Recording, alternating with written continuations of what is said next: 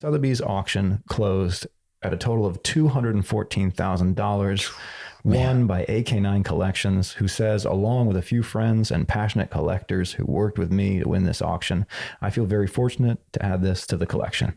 Yeah, I think anybody would feel very fortunate to add the one of one MetaZoo Mothman NFT and the one of one MetaZoo Mothman promo card. And the 100 boxes of Nightfall. No big deal. 100 boxes. Oh my God.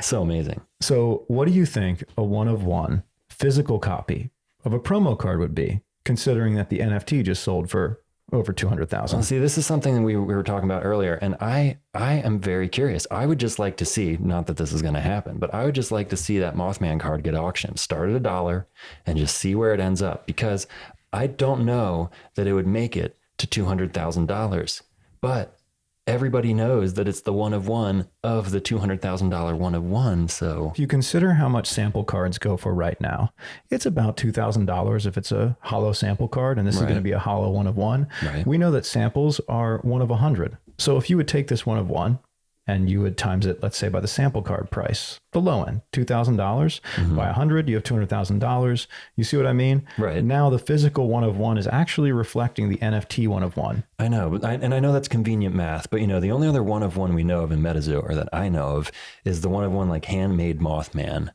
We think he gave it to Steve Aoki, or at least I've seen Steve Aoki holding it. And if that sold, I feel like that would be $100,000 or less. I don't see it going to $200,000, but maybe. Where are you getting the $100,000 number from? Well, You're because, just making that out of thin air? Because I'm thinking like, if these cards, if the sample cards vary, like we've seen them vary, you were calling 2,000 as an average price, but they really do vary depending on like which rarity and which sample card we're talking about. And so I'm just curious how much that variance will apply. Just timesing it by 100 is a good way to estimate. I'm just curious how the human brain market would how much they'd actually be willing to pay. I'm strictly going on supply and demand. Right. I'm looking at the fact that there are 100 sample cards and there's an average of $2,000, and there's a one of one. So if you times that by 100, you would end up with 200,000, which conveniently fits into the NFT price. Now, we do have an $800 close on a sample card. That can't be real, can it? A $24 sample card? It can't be. That's sold for that, though, it says. Right. One bid, man, that person would be so bummed if that's real. No way that that's real. Is that real? Moving on, sample card, hollow, 510. That's really cheap, actually. Yeah. These sample cards are dropping. Yeah, so maybe we're not talking about, Well, there we go. There's 2,000 for Bigfoot.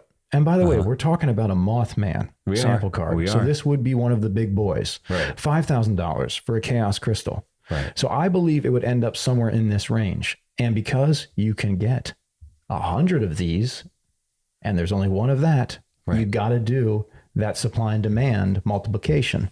And it happens to fit right where the NFT sold. Yeah. I think it's going to get locked up in a vault, in a museum, just like Steve Aoki's one of one. I don't think we're ever going to know a market price because this isn't going to move. It's never going to be determined. Therefore, it's Schrodinger's card. It has no price and it has every price. Schrodinger's Mothman. Yeah. And with that, let's move into some other MetaZoo related NFT news. There's a new floor price and it's 0.43 Ethereum. Yeah, this is insane because we bought these things for nowhere near that. Now, granted, we had to pay gas prices. What did we pay in gas? Somewhere around $30 to $120 in NFT. It fluctuated. So you consider an average price of like $65 is what we paid. Mike actually sold them for less than $1. You just had to pay the Ethereum gas price, which every NFT has attached to it. So to think that now these NFTs, every single one, the lowest listed is almost $2,000, and we have many sales between $1,000 and $2,000 for these NFTs. Yeah, I mean, the floor, it's not an illusion. The floor has really moved, and that's a big jump for these things. We've seen some of them just sitting at 1 ETH, just holding, hoping that somebody's going to come along and snatch them up. In fact, at the moment, there's only 6 priced under an ETH. So we have 4 at about a half an ETH, and then it moves very close to 1. And then all of them above that, available in the open market, is an Ethereum, which is over $4,000. This is just shocking to see something that was virtually given away for free if you paid the gas tax now holds such a value. And ironically, these are 1 of 100s, most of them. We have a 1 of 50 in Squonk. We have a 1 of 75 in the River Dino. There are ones like the 1 of 10 Mothman. Most of these are 1 of 100s, like Hodag, Chupacabra, Pieza-Bird, Bigfoot. And they're also reflecting a similar price to the sample cards. Right. They are.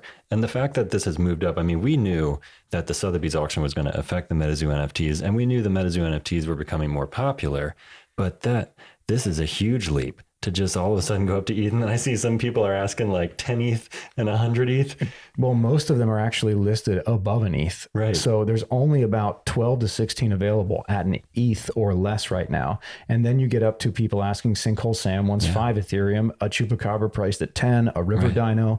I think it's surprising that some of the River Dinos have sold for less than the Bigfoots, because the River Dinos are 1 of 75s and the Bigfoots are 1 of 100s. Right. Well, I think people aren't looking too closely at that yet. I think they're just trying to get NFTs, and Bigfoot's one of the stars of the show. So he's going to hold some value. Now, what I'm really curious about is going to be the utility of these. And Mike has mentioned in recent podcasts, especially, go check out the KitchenTableTCG podcast. They interview Mike recently. It's a great interview.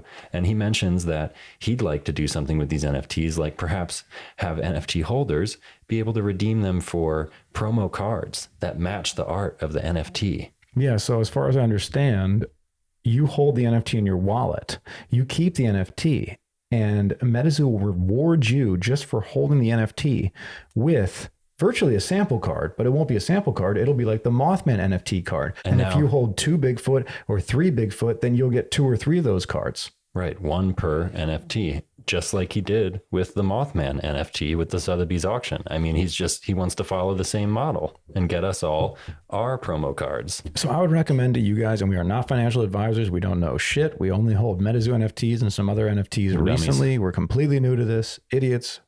But I would say don't sell your NFT.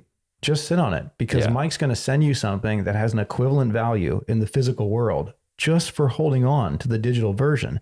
In addition to that, we heard that if you hold an NFT, now this is pure speculation, this is kind of like one of those cryptid messages, you may be able to buy stocks at the initial offering. And that was from one of the MetaZoo hours with Mike, where you can ask him anything. And one of the Discord members said, if we held an NFT, could we expect to get first grabs at the stocks? And then Mike playfully said back, get out of my head. Right. Which, got us really excited, because of course, if we're investing into the physical side of the company and the digital side, then we would want to be on the ground floor of whatever that public offering would be. Yeah. I mean, I believe the MetaZoo stock's going to go up. Like we said, not financial advisors, just big fans of MetaZoo. And I definitely believe in Mike's vision. And I think he's got big plans. That's all he's ever really said. We've said it a million times on the show. He's got big plans for NFTs, guys. So if you have them, hold them. And if for some reason you're sitting on a bunch of Ethereum and you're like, what do I do with it? Personally, I'd get a couple MetaZoo NFTs. Also wanted to say that he mentioned something about, in the Louis Kitchen Table TCG video, redeeming your sample card for a private invitation to a party. Mm-hmm. Where then you were given an NFT for holding that physical sample card. So he's going both ways. Right. He's going to give you something physical if you hold the digital NFT.